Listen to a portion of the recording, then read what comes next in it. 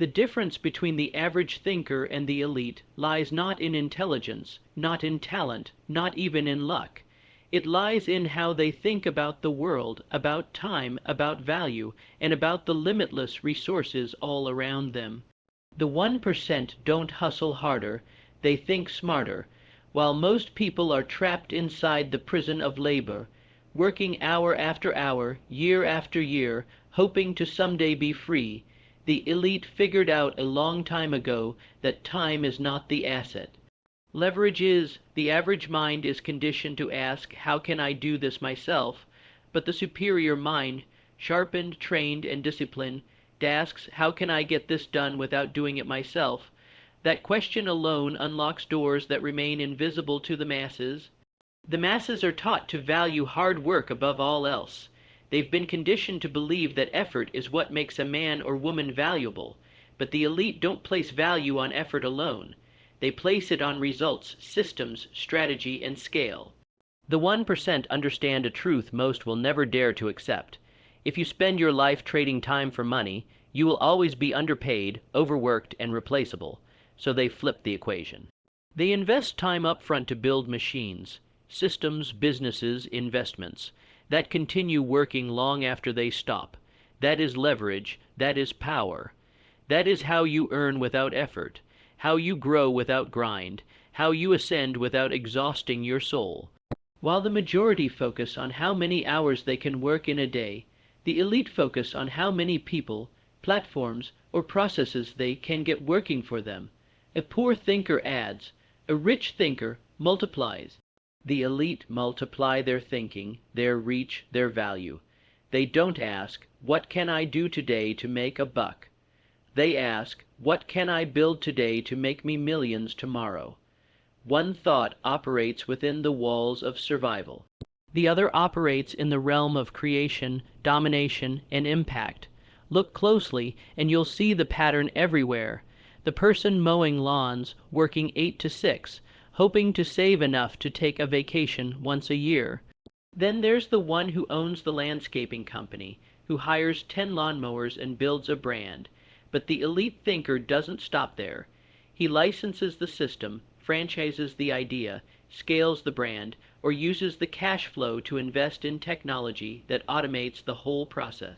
One trades time, one builds leverage, one becomes free. This isn't about working less. The elite often work more. At least in the beginning, but they work differently. They don't climb ladders, they build them. They don't fill positions, they create them. They're not busy filling quotas. They're busy writing rules. They design structures that create freedom. They understand that time is finite, but ideas, systems, and leverage are infinite. The worker may have 24 hours in a day, but so does the billionaire. The difference is that the billionaire has 1,000 hands moving on his behalf, teams, code, investments, systems. He uses leverage to compound his influence. The worker works alone. One is limited by time. The other is limited only by imagination. The tragedy is not that the average person lacks the ability. It's that they never dare to shift their mindset. Most were taught that the only path to success is toil, sweat, sacrifice, and stress. And while discipline and sacrifice are necessary, the elite think beyond the grind. They know that their energy is sacred and must be directed with wisdom, not wasted on tasks a system, a software, or a skilled person could do. They guard their minds, not just their money. They delegate, automate, and eliminate. They see themselves not as workers in a machine, but as the architects of it. And perhaps the greatest leverage the elite possess is their ability to see what others ignore, problems. To the average person, a problem is something to avoid, to fear, to run from. But to the elite, a problem is a golden door waiting to be opened. They are problem solvers, not problem avoiders. They don't complain about challenges. They charge into them with fire in their eyes and solutions in their hearts. Because they know one simple truth: the bigger the problem you solve, the bigger the reward. While the crowd complains about the rising cost of living, the elite are building solutions that reduce costs, improve speed, and deliver value. While most panic in recession, the elite know that chaos creates openings. They understand that the world will always have problems, economic, social, personal, technological, and those who provide answers fast and effectively become indispensable. They become wealthy not just in money, but in options. To the elite thinker, every problem is a puzzle waiting to be solved, and every solution is a stairway to wealth. They embrace discomfort, knowing that pain often points to potential. When the world locked down, the elite unlocked new ways to serve, new ways to grow, new ways to lead. When others asked, "What do we do now?" the elite asked, "What do people need now, and how fast can we provide it?" They don't resist change, they ride it. They don't wish for stability. They anticipate volatility and position themselves accordingly. They think like chess masters, not checkers players. While the average person reacts, the elite plan, position, and execute. They don't sit idle waiting for the storm to pass. They build the ark before the first drop of rain. They have trained their minds to seek opportunity in adversity. They know that if 1,000,000 people are complaining about something, that means there's 1,000,000 person market ready for a solution. This mindset isn't inherited, it's cultivated. They read differently, think differently, speak differently. They build habits around growth, not gossip. They invest time in learning while others are entertained. They build while others boast. They remain calm while others panic. To think like the elite is to ask better questions. How can I scale this? Who can help me do this better? What system can replace this task? What value can I create that people would gladly pay for? These questions aren't just mental exercises. They are mental blueprints. The mind is the true battlefield. Master your thinking, and you master your destiny. The reason most people will never reach the heights of the elite is because they haven't yet learned to turn their problems into profits. They see hardship as unfair, inconvenience as punishment, struggle as failure. But the elite understand that struggle is the sharpening stone of greatness. Adversity is not the enemy, it is the invitation. The invitation to rise, to stretch, to think in ways the average mind never dares to. There is a certain discipline the elite possess, and it has nothing to do with money or education. It is the discipline over self. Not just over actions, but over emotion. While the world runs on reactions, impulses, and emotional outbursts, the elite operate from a higher plane of control. They feel emotion, but they do not worship it. They acknowledge fear, but they do not obey it. They experience anger, but they do not become it. That single difference separates leaders from followers, titans from pawns, builders from wanderers. The average person lets emotion determine their day, their choices, and their outcomes. One bad comment ruins their mood. One unexpected delay steals their motivation. One failure derails their belief. But the elite have trained their internal world to remain calm in chaos, grounded in storms, focused in failure. They do not allow their mind to be the servant of emotion. They command emotion to serve their mission. You can witness this difference when crisis hits. When markets crash, when plans fall apart, when everything seems to be burning, most people crumble. The elite, however, pause, they breathe, they reassess, they do not panic, they pivot, because they understand that emotion is a tool, not a tyrant. They use their emotion as fuel, not a fire that burns down their dreams. They understand the power of emotional discipline. If you cannot command your feelings, you will be a slave to them. The masses are tricked into believing that how they feel is who they are. But the 1% know that how you feel is temporary, and what you decide in that moment determines your future. They have learned to build emotional walls around their mission, not to be cold, but to be clear, to stay locked in when others lose focus, to act when others retreat, to rise when others drown. The elite don't waste energy arguing, complaining, reacting, or defending. They protect their energy as sacred currency. They channel it into creation, execution, and vision. While others get emotionally entangled in distractions, The elite extract themselves from the noise. They train their nervous systems to be unshakable. They invest time not in reacting, but in mastering response. They meditate, they study, they observe their patterns. They understand that every reaction is a habit, and every habit can be rewired. They don't chase validation. They don't beg for understanding. They move in silence, driven by purpose. You will never see them over-explaining, gossiping, or obsessing over opinions. Why? Because they are guided by vision, not emotion. Their purpose is the pilot, not their moods. They know that moods shift like the wind, but the mission must remain unshaken like a mountain. They do not fear rejection. They expect it. They do not avoid failure. They embrace it. They do not resist pain. They use it. Emotional maturity is not the absence of feeling. It is the ability to feel deeply and still choose wisely. That is the rare strength most never develop, because it requires self-confrontation. But the elite know that until they master what's within, they'll never control what's around. And as they master their emotions, they elevate their timeline. While the majority chase quick wins, fast likes, instant gratification, the elite extend their vision far beyond the present moment. They think in decades. They move with the long game in mind. Their patience is lethal. Their delay of gratification is strategic. They don't need to be seen today because they're building something that will last for generations. The average person gives up when results don't show in a week. The elite plan projects that won't mature for 5, 10, even 20 years because they understand that real wealth, real power, real legacy, it all takes time. Not wasted time, but invested time, compounded effort, accumulated wisdom, layered discipline. They operate like architects of destiny, not gamblers of fortune. While the world around them demands now, they remain unmoved. They understand that fruit grows in seasons, not seconds. They build foundations that are deep before they go high. They do not rush the process, because they know the quality of the outcome is tied to the depth of the foundation.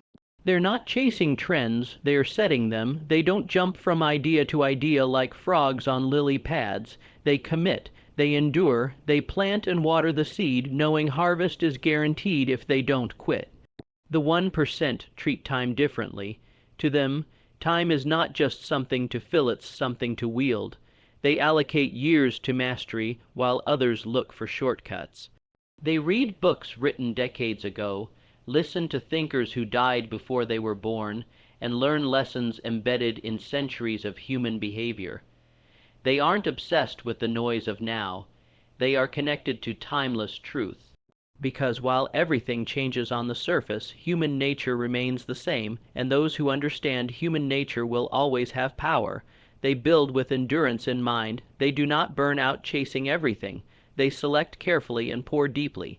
They are not distracted by every shiny object because they know the cost of fragmentation. They channel their energy like a laser, not a flashlight, and in doing so, they create movements, not moments. They build legacy, not fleeting relevance. They become unforgettable, not just famous. They understand that great things are rarely visible in the beginning. The seed doesn't look like the forest. The blueprint doesn't look like the skyscraper.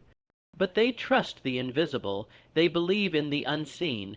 They have cultivated the rare faith to act before applause, to build before validation, to endure without guarantees. They are internally driven, externally consistent, eternally patient. They don't just plan their year, they plan their life. They align each action with the bigger picture. They think generationally. They ask, how will this affect my grandchildren? While others ask, what's in it for me right now? They write wills when others write grocery lists. They create empires while others create excuses. They think in terms of succession while others are stuck in survival. This long-term lens allows them to avoid petty battles. They don't need to win arguments. They are focused on winning decades. They don't need revenge. They're focused on results. They don't seek to prove people wrong. They aim to prove themselves right. That's the difference. One is reactive. The other is rooted. They build wealth that compounds. Wisdom that compounds, relationships that compound, they understand the power of compounding, not just in finance, but in discipline, in vision, in action. The elite have mastered the clock by aligning with eternity. They do not rush because they do not fear. They have time because they make time, and in doing so, they achieve in years what most couldn't touch in a lifetime. They don't just live for themselves, they live for impact. They understand that a life built on short-term emotion and short-term thinking is a life of regret, but a life built on emotional discipline and long-term vision is a life of significance. They don't chase dopamine, they pursue destiny. They don't consume, they create, they don't waste, they build, they don't sprint.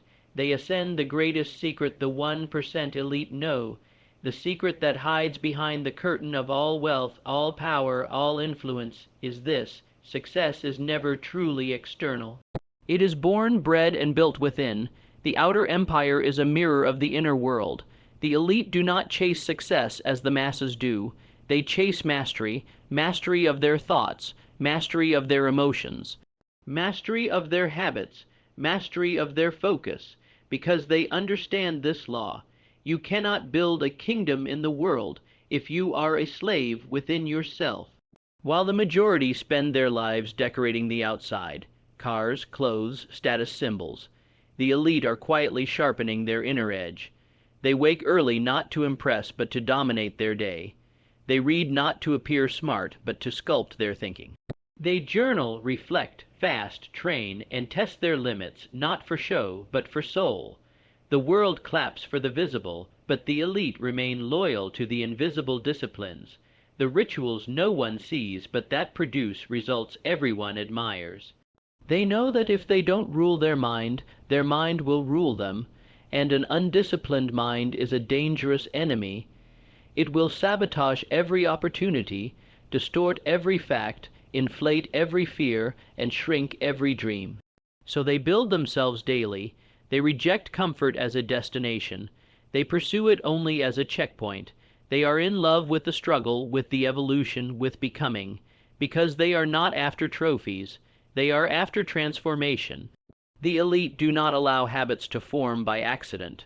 Every routine is intentional. Every decision has purpose behind it. While the average person builds their life around moods, cravings, and convenience, the 1% build their life around principles. They follow truth, not trend, discipline, not distraction, commitment, not chaos, and every time they feel the urge to quit, they dig deeper not for motivation, but for identity, because they understand that identity shapes destiny. Who you believe you are is who you will become.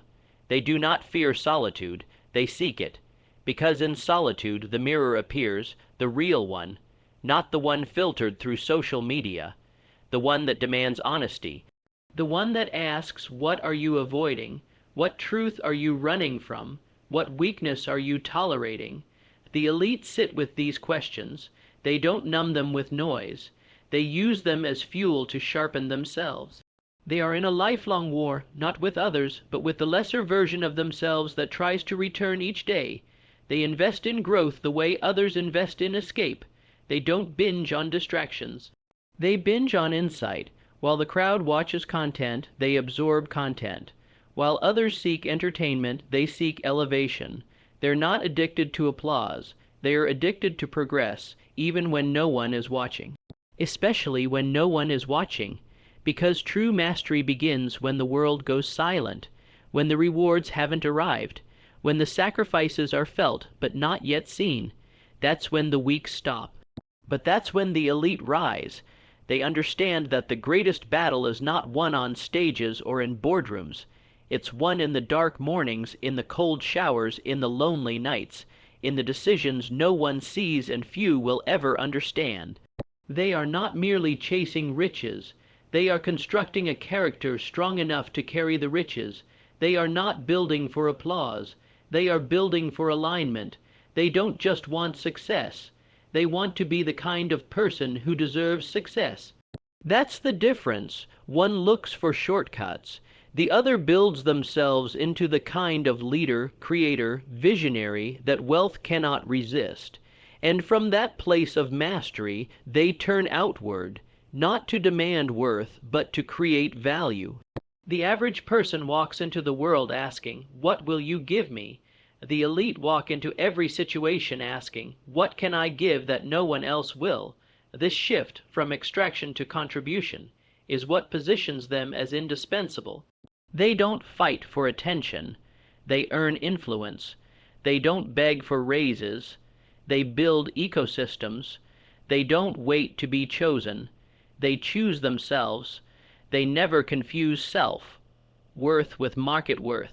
They understand that the market rewards one thing, value, not intention, not effort, not potential, value.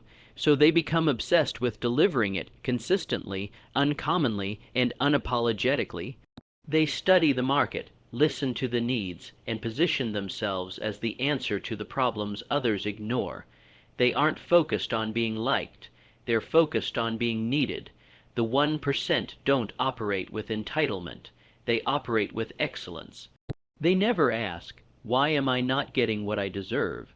They ask, "How can I become so valuable that the world has no choice but to notice?" That mindset alone is the difference between stagnation and explosion. The masses want recognition before contribution. The elite focus solely on contribution, and recognition inevitably follows. They understand that money is a byproduct, not a pursuit. It follows value. So instead of chasing dollars, they chase solutions. They create systems that solve, brands that serve, content that impacts, products that improve lives. They don't copy others, they create from clarity. They don't mimic, they innovate, because they know that in a world saturated with noise, originality is currency. They don't compete for scraps, they create new tables, new industries, new categories. They don't enter rooms to be seen, they enter rooms to shift the energy. To leave people better, to elevate standards, to demonstrate what excellence looks like in every detail, from how they speak, to how they deliver, to how they follow through everything they touch carries intention. That is how they build a reputation that travels farther than marketing ever could. They've realized a truth that escapes most. When you create massive value, you never have to sell yourself. The world lines up to buy. Your name becomes your leverage. Your integrity becomes your brand. Your results become your billboard. And the only limit to your income becomes your imagination and your ability to serve at scale. They don't wait for someone to say, "You're ready." They prepare until readiness is undeniable. They don't post quotes about value. They embody it. And because of that, they rise quietly, relentlessly, unstoppably. They are the ones who turn skill into service, vision into value, struggle into strategy. They are the few who dare to give more than they expect to receive, and in doing so, they receive more than they ever expected. They never play the victim. They never say, "Life is unfair." They say, "Let me make life better for others, and the rewards will find their way to me." They know that the marketplace is indifferent to excuses. It rewards solutions, so they become walking solutions. Every word they speak, every product they offer, every move they make, it all echoes with the same question: does this create value? If not, they don't waste time on it. Because time is the currency of the elite, and they refuse to spend it where it does not multiply. They don't chase every opportunity. They choose with surgical precision. They don't react. They design. They don't coast. They climb. And as they rise, they lift others. Not by demanding more from the world, but by becoming more for the world. The difference between the elite and the average lies not in what they have, but in how they think, act, and master themselves. They build leverage instead of trading time, seek out problems instead of avoiding them, and use emotions as tools instead of being ruled by them. They think decades ahead, live by discipline, and pursue self, mastery before external success. They don't demand worth, they create overwhelming value. Their lives are not accidents, they are designs. To join them, you must become what most won't: focused, fearless, patient, and powerful enough to shape your destiny rather than wait for it.